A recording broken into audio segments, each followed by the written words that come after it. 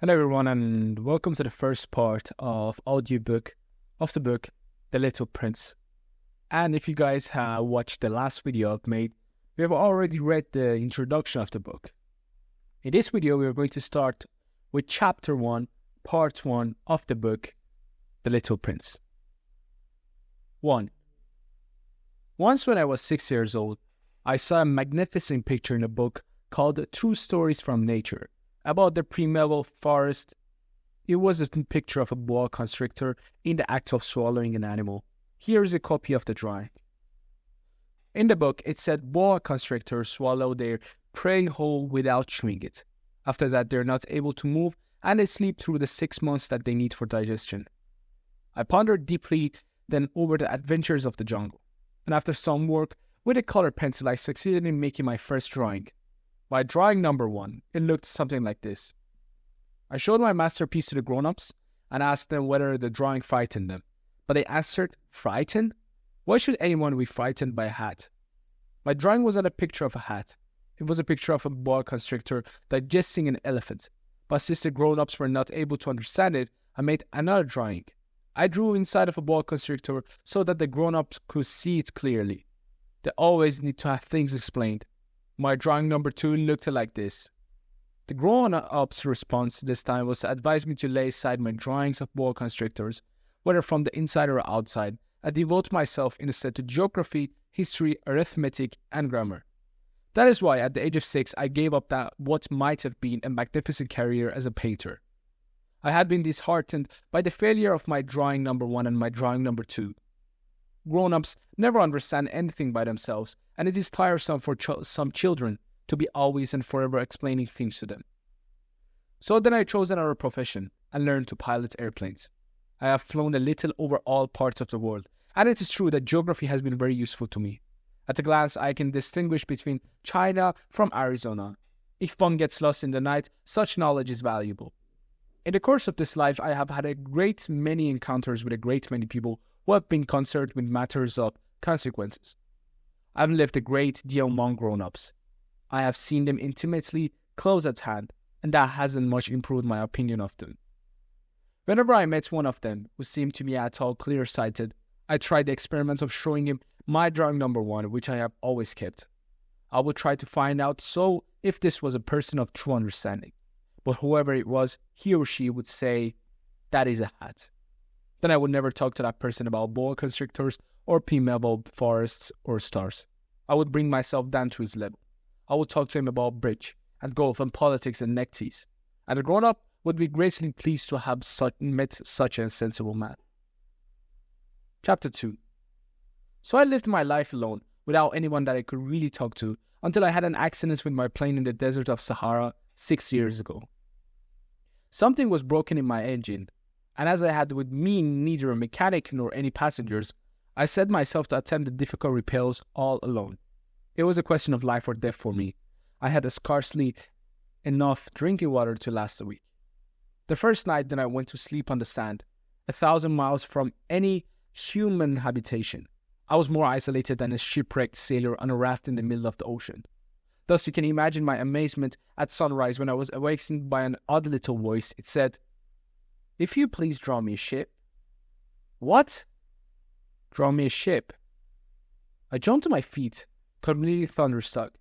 I blinked my eyes hard, I looked carefully all around me, and I saw a most extraordinarily small person who stood there examining me with great seriousness. Here you may see the best portrait that later I was able to make of him, but my drawing is certainly very much less charming than its models. That, however, is not my fault. The grown-ups discouraged me in my painter's career when I was 6 years old, and I never learned to draw anything except walls from the outside and walls from the inside. Now I stared at this sudden apparition with my eyes fairly staring out of my head in astonishment.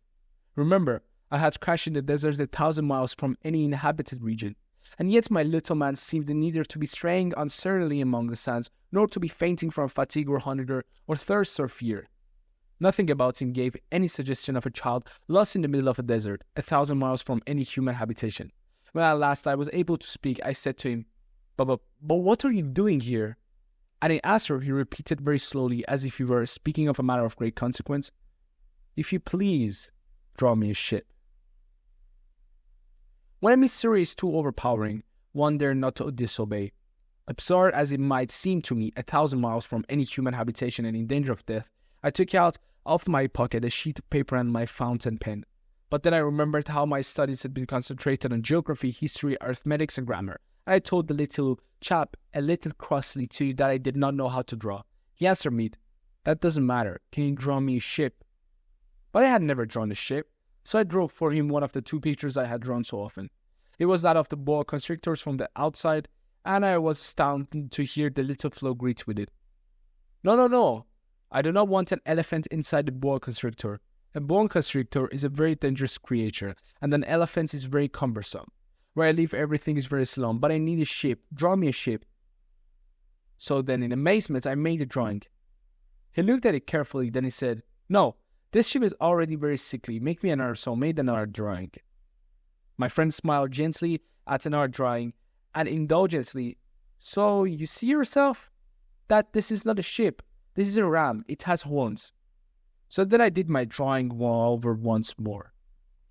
But it was rejected too, just like the others. This was too old. I want a ship that will live a long time.